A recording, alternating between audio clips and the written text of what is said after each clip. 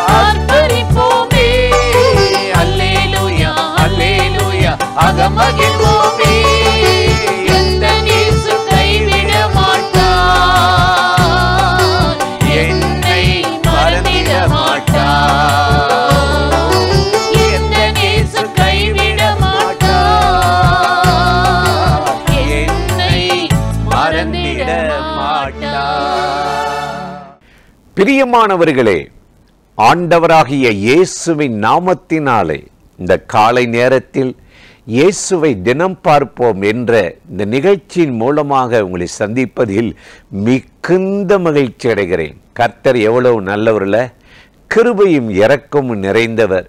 இந்த நாளிலும் நம்மை அற்புதமாய் பாதுகாத்து அதிசயமாய் நடத்துகிறவர். ஒரு வார்த்தை உங்களுக்கு ஞாபகப்படுத்தி சில காரியத்தை சொல்லி ஜெபம் பண்ணுவது நல்லது என்று உணர்ந்தேன். எரேமியா 15ஆம் அதிகாரம் 16வது வசனத்தில் நாம் பார்க்கும் பொழுது அங்கு எரேமியா தீர்க்கதரிசி சொல்லுகிறார், ஆண்டவரே, உம்முடைய வார்த்தைகள் எனக்கு கிடைத்தது, அதை உட்கொண்டேன், அது எனக்கு சந்தோஷமாயிருந்தது என்று சொல்லுகிறார். என்னங்க ஆச்சரியமாக இருக்குது. உலகத்தில் மனுஷனுக்கு பதவி உயர்வு கிடைக்குது, பட்டம் கிடைக்குது, சம்பளம் கிடைக்குது, வசதி வாய்ப்பு கிடைக்குது, வெளிநாட்டில் வேலை கிடைக்குது, இதெல்லாம் பார்க்குறோம். நல்ல இடத்துல பொண்ணு கிடைச்சிருக்கு, நல்ல இடத்துல மாப்பிள்ளை கிடைச்சிருக்கு, இதெல்லாம் சொல்லி நம்ம சந்தோஷப்படுவது உண்டு. ஆனால் எரேமியா சொல்லுகிறார் பாருங்கள், உம்முடைய வார்த்தை எனக்கு கிடைத்தது, அதை உட்கொண்டே ரொம்ப சந்தோஷமாக இருக்கின்றார். எவ்வளோ ஒரு அருமையா! அப்போ அந்த வார்த்தையை எவ்வளவு மேலானது என்பதை அவர் அறிந்திருந்தார். எனக்கு அருமையானவர்களே, இன்றைக்கு ஒரு மனிதன் இயேசுவை தேடி பின்பற்றி ஜெபிக்கும்போது ஒவ்வொரு நாளும் அனுதினமும் ஒரு மன்னாவை, ஒரு ஆகாரத்தை ஆண்டவர் அந்த மனிதனுக்கு கொடுக்கிறார். இதுதாங்க பெரிய ஆசீர்வாதம்.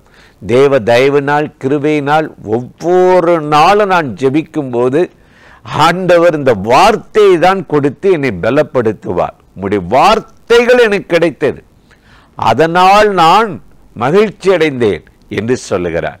இன்றைக்கு இந்த காலை நேரத்தில் இந்த வார்த்தைகளை கேட்கிற எனக்கு அருமையான சகோதர சகோதரர், வார்த்தை மட்டுமா கிடைக்கும்? கிருபை கிடைக்குமா? நோவாவின் வாழ்க்கையை பாருங்க. பொல்லாத மனிதர்கள் நிறைந்த மனிதர்கள் மத்தியில் தான் அவர் வாழ்ந்தார். எங்கே பார்த்தாலும் குடிவெறி, ஆண் புணர்ச்சிக்காரர்கள், அப்புறம் அடிமைத்தனங்கள், சாபங்கள், முரட்டுத்தனமாக இருந்தாங்க. ஆனால் ஆதியாகமம் 6:8 சொல்லுது, நோவாவுக்கோ கர்த்தருடைய கண்களில் கிருபை கிடைத்ததா. இன்னைக்கு வார்த்தை மட்டும் இல்லை, கிருபை கிடைக்கணும். இந்த கிருபை தான் அந்த பொல்லாத உலகத்தில் நம்மளை கரைபடாதபடி, அதை வெறுத்து வாழ்வதற்கு, ஆண்டவரோடு இருப்பதற்கு நமக்கு உதவி செய்கிறது. இன்னைக்கு ஆண்டவர் ஒரு மனுஷனோடு இருக்கணும், நடமாடணும், உலாவணும், சஞ்சரிக்கணும்னா இந்த கிருபையால் நம்ம இருதயம் நிரம்பி இருக்கணும்.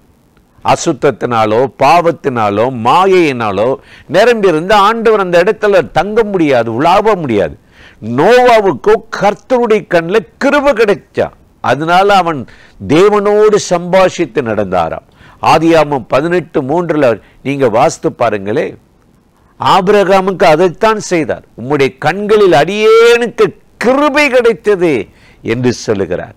மோசே வாழ்க்கையை பாருங்க.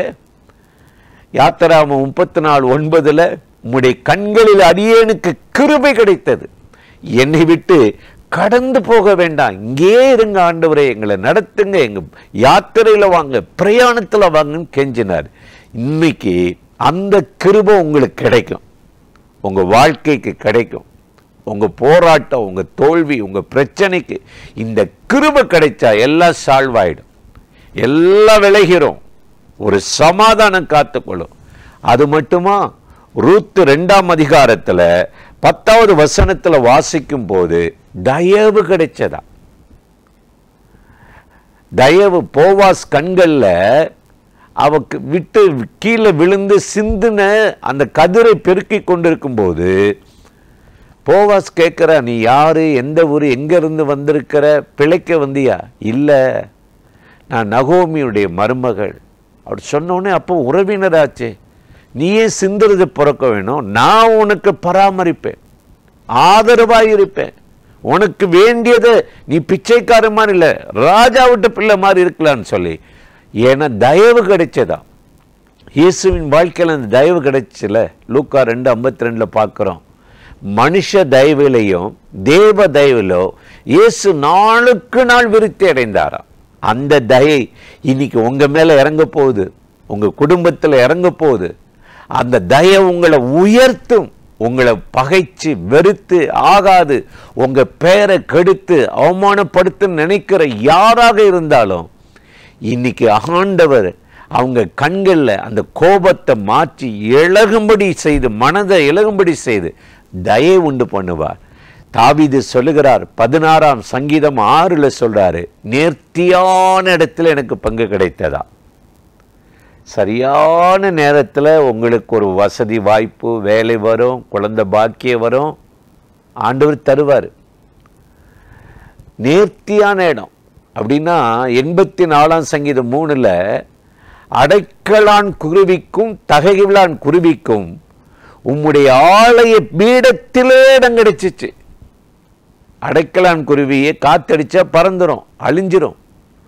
ஆனா அதுக்கு ஒரு ஏசி மாதிரி, அதுக்கு ஒரு பாதுகாப்பா ஒரு பீடம், ஒரு பாதுகாப்பை கர்த்தர் கொடுத்து தன் பீடத்திலே இடம் கிடைச்சது போல இன்னைக்கு நிலையான ஒரு ஆசீர்வாதத்தை கர்த்தர் உங்களுக்கும் உங்க குடும்பத்துக்கு தந்து, எரேமியாவை போல உம்முடைய வார்த்தை எனக்கு கிடைத்தது என்ற வார்த்தையின்படி உங்களை ஆசீர்வதித்து இந்த நாள் அற்புதமாய் நடத்த போகிறார்.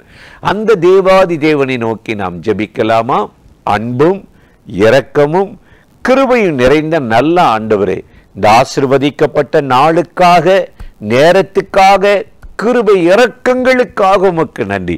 இப்பொழுது யாரெல்லாம் அந்த நிகழ்ச்சியில இணைந்து இந்த வார்த்தைகளை கேட்கிறார்களோ அத்தனை பேருக்கும் ஆண்டவரே உம்முடைய சமூகத்திலே வார்த்தை கிடைப்பதாக, கிருபை கிடைப்பதாக, தயவு கிடைப்பதாக. ஆண்டவரே நேர்த்தியான இடத்திலே நன்மை ஆசீர்வாதம் கிடைப்பதாக. இந்த நாள் அவர்கள் எதிர்பார்க்கிற நன்மைகளை கைகூடி வர பண்ணி ஆசீர்வதிக்கும்படி இயேசுவின் நாமத்தில் வேண்டிக் கொள்ளுகிறோம் எங்கள் உயிர் உள்ள நல்ல பிதாவே. ஆமேன், ஆமேன்.